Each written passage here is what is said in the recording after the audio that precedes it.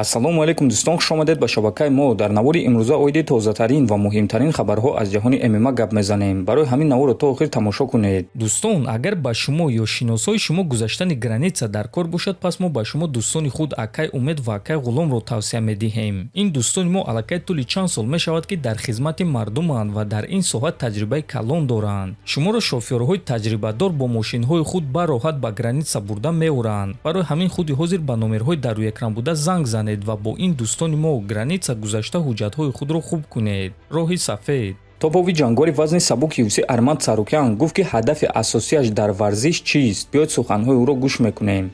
ҳамаи ин корҳо барои ман дилхушӣ аст ва одамо фикр мекунанд ки ман сахт гурусна нестам ва вақте ки соҳиби камарбанд мешавам карьераи худро ба анҷом мерасонам. Лекин ин гуна нест. ман тӯли чандин сол баромад кардан мехоҳам. ман на танҳо пул кор кардан ва чемпион шудан мехоҳам. ман яке аз беҳтарин варзигар дар таърих шудан мехоҳам. беҳтарин дар MMA, беҳтарин дар гӯштин, беҳтарин дар греплинг ва агар ки UFC иҷозат диҳад, пас дар бокс низ баромад кардан мехоҳам. аз ҳамин сабаб ман ҳам мушзанӣ карда метавонам, ҳам гӯштин гирифта метавонам ва ҳам греплингро медонам ва дар варзиши худ MMA ман беҳтаринам, гуфтааст Сарукян. ва дӯстон, бояд қайд кард ки Арманд Сарукян вақтҳои охир хеле фаъол аст. дар як соли охир оғоз карда аз моҳи май соли 2025 то имрӯз ӯ 9 моҳуриба бо қоидаҳои гӯштин ва як моҳуриба дар UFC гузаронидааст ва аллакай дар моҳи апрел 2 қувозмоии дигар мегузаронад. як моҳуриба бо қоидаҳои греплинг зидди Дилон Денис рӯзи 8 апрел ва як моҳурибаи дигар бо қоидаҳои гӯштини озод зидди Юрай Фейбер рӯзи 18 апрел. ҳамин таърих 12 қувозмоӣ дар як сол.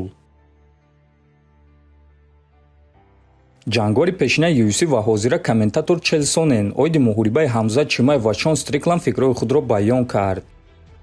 агар Ҳамзат зуд Шонро шикаст диҳад, ин чиз маро ҳайрон мекунад. агар Чимаев ӯро фавран шикаст диҳад, ин чиз ҳам маро ҳайрон мекунад. Стрикланд дар моҳурибаҳои дароз ва вазнин хуб баромад мекунад ва ӯ худро маҳз ҳамон вақт бениҳоят хуб нишон медиҳад, вақте ки ба ғалабаи ӯ ҳеҷ кас боварӣ надорад. масалан, моҳурибаи ӯ зидди Исраил Адесаня ҳеҷ кас ба Шон боварӣ надошт, лекин ӯ дар ҳамон моҳуриба ҳамаи 5 раундро гирифт. вақте ки аз Шон ягон чиз интизор нестанд, ӯ дар ана ҳамон лаҳзаҳо худро хуб нишон медиҳад. ман намедонам ки ин моҳуриба чӣ гуна мегузарад, лекин бале, Шон ҳамон шахсе ҳаст ки имконияти манъ кардани Чимаевро дорад, гуфтааст Сонен. хотиррасон мекунем ки моҳуриба байни Ҳамзат Чимаев ва Шон Стрикланд рӯзи 10 май дар турнири UFC 328 баргузор мегардад ва моҳурибаи асосии ин турнир хоҳад шуд. ҷангори бебохти вазни нимёнаи UFC Майкл Моралес боварӣ дорад ки чемпион Ислам Махачевро нокаут карда метавонад.